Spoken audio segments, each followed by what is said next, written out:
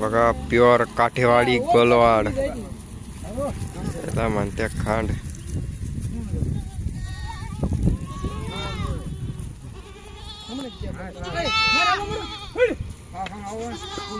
सगळ्याच्या सगळ्या पाठी मित्रांनो, टोटल पाठी एक खान 2-3 बोकडे असले तर असले, याच्यात बाकीच्या सगळ्या टोटल पाठी.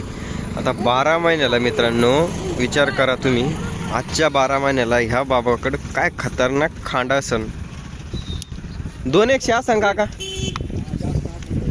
2-250 पाठी आहे. पुढच्या वर्षी काय खतरनाक खांड होईना भाऊ.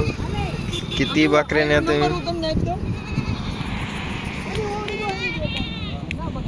बकऱ्या संपू शकत नाही असं जरा संगोपन चाललं तर. आता याच्यात 2-4 बोकड असन, बाकीच्या टोटल पाठी. जबरदस्त.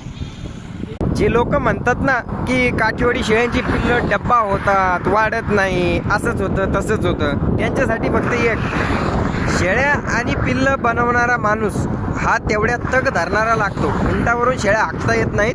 त्यांची काळजी घेतली तर अशा क्वालिटीचे पिल्लं काठीवाडी काय कोणत्याही जातीत वाढवतात. आणि दुसरी गोष्ट, तुम्हाला जर सांभाळता येत नसेल ना तर तुम्हाला कोणती बी आणून दिली तर तुमच्याकडे पिल्लं डब्बाच होणार आहे. धन्यवाद.